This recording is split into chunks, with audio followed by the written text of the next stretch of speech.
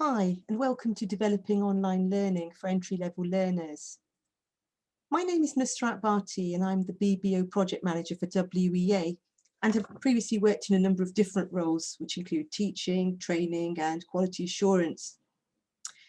Now, I was involved in providing some training for HOLEX members as part of the Digital ACE programme, and that took place between November last year and early February this year.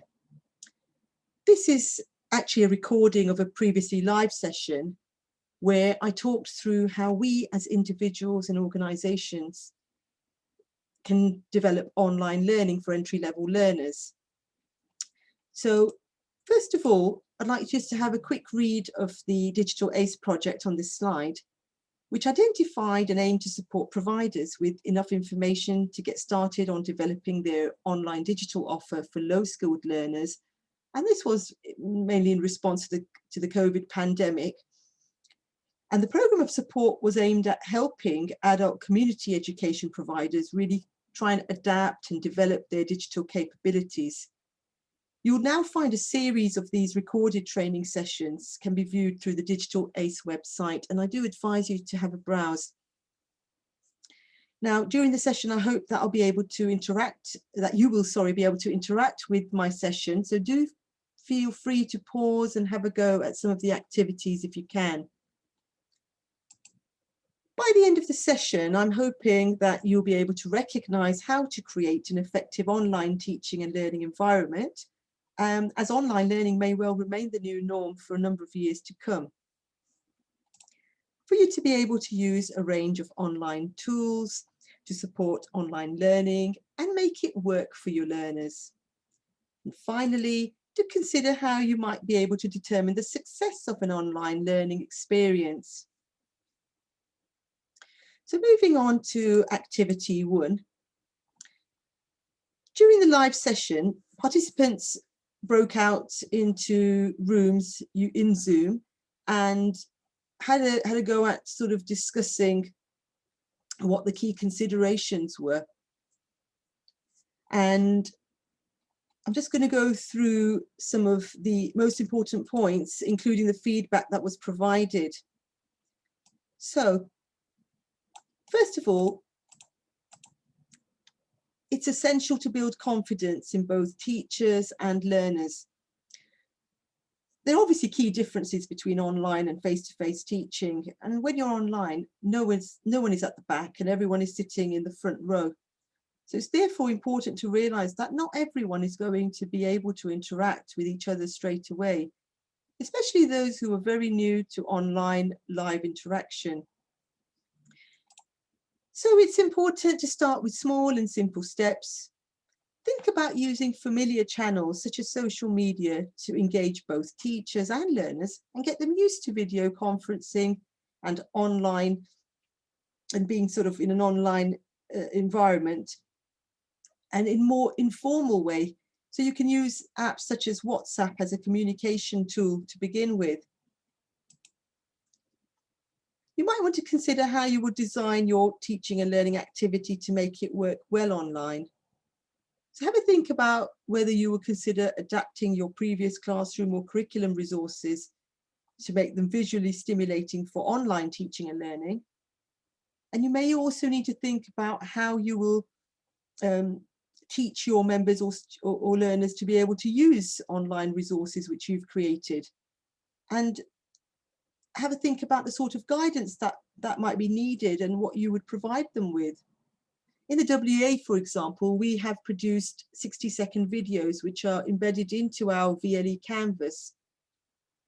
You might also want to engage them over the phone or via Zoom video conferencing and provide guidance through these channels. Organisations may also want to consider the support network that they will provide and how staff and volunteers could interact to support each other.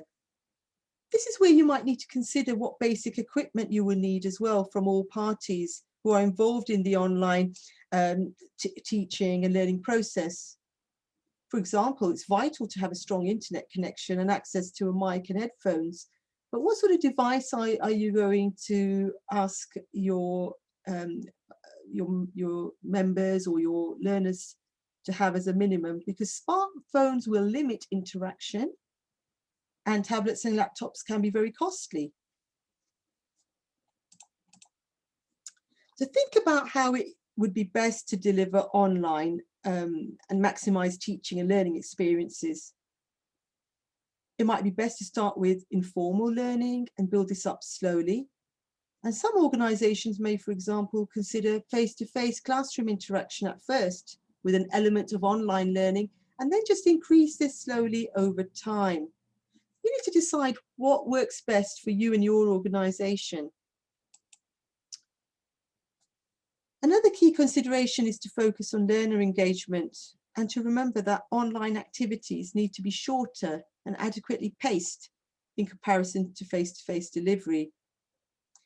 Also have a think about how you differentiate for learners online to maximize their learning experiences and for them to feel truly valued. This leads me on to mentioning the need to focus on active learning strategies, where members or learners are able to learn, collaborate, and reflect on their learning experiences.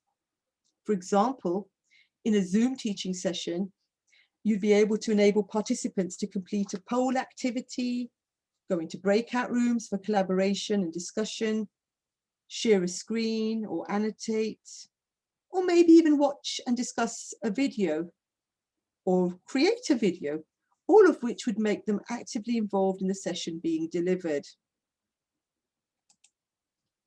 Finally, consider initial assessments, which will help you to identify the starting point of your learners and enable you to rate their digital resilience and their needs prior to starting a course.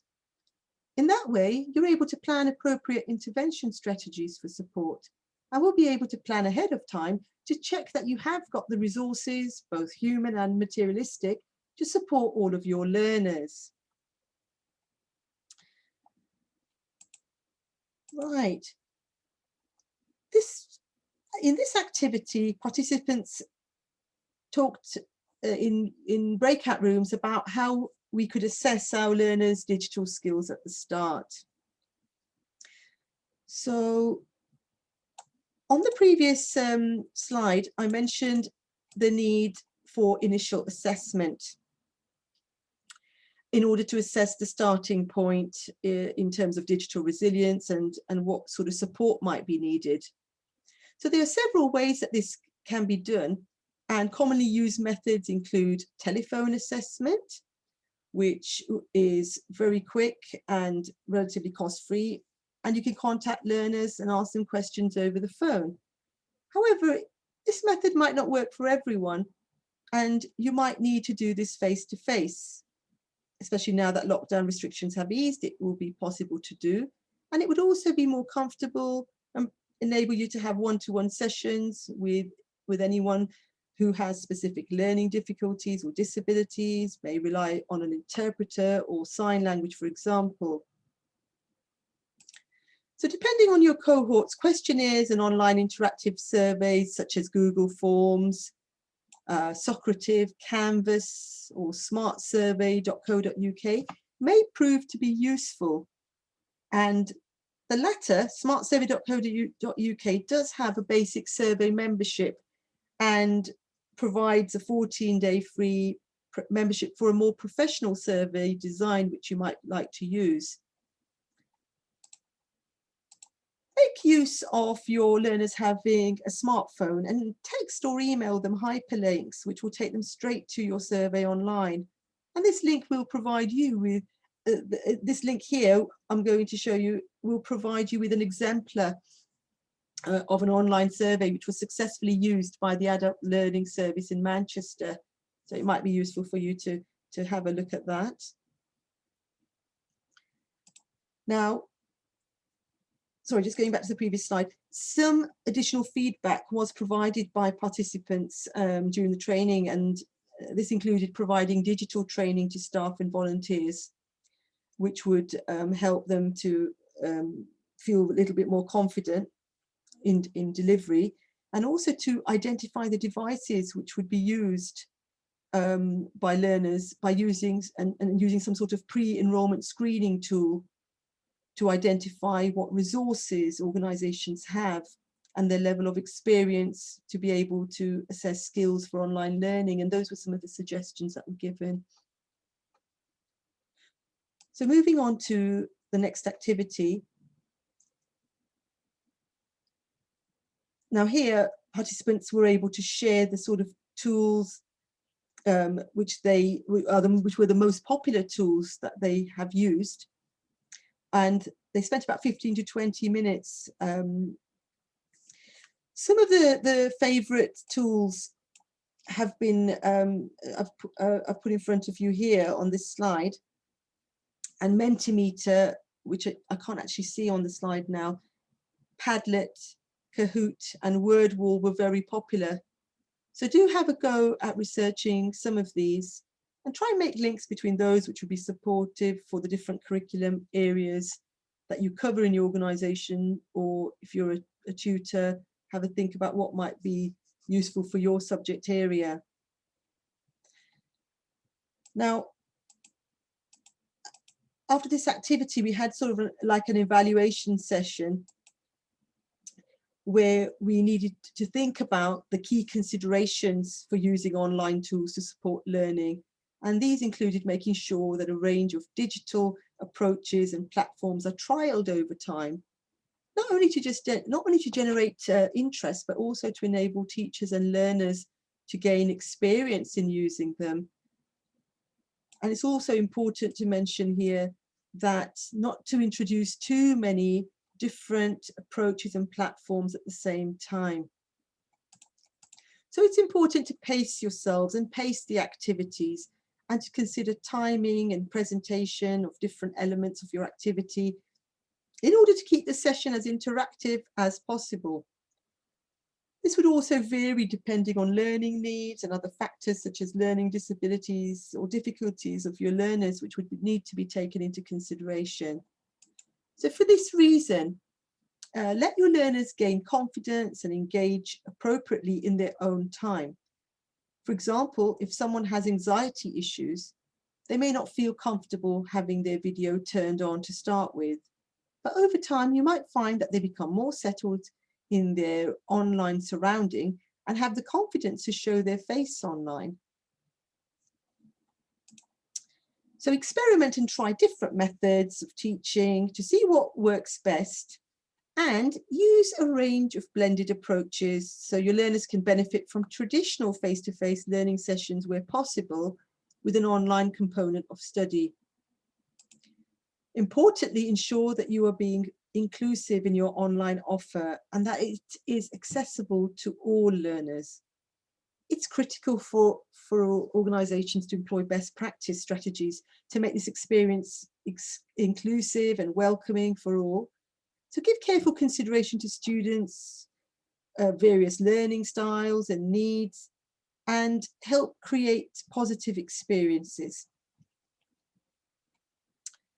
Right, we're coming towards the end of the recorded session now, and during the live session, participants were asked to use Padlet and collaborate on what would a successful online teaching and learning experience look like.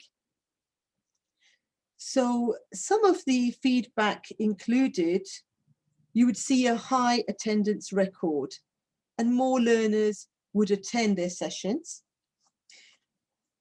There would also be an increase in confidence and motivation to learn online. You'd probably see improved digital skills. There would be clear evidence of progress. And finally, there would be an increase in confidence in tutors and improved skills in delivering online. To end, here are some takeaway tips that I'd like you to read through, which essentially summarize the main areas we have covered in the recording. And to support anyone who may have visual difficulties or disabilities, I will read these out. So remember to adapt your delivery approaches to suit your learners. Make people feel comfortable and safe with online learning. Stay calm and be patient.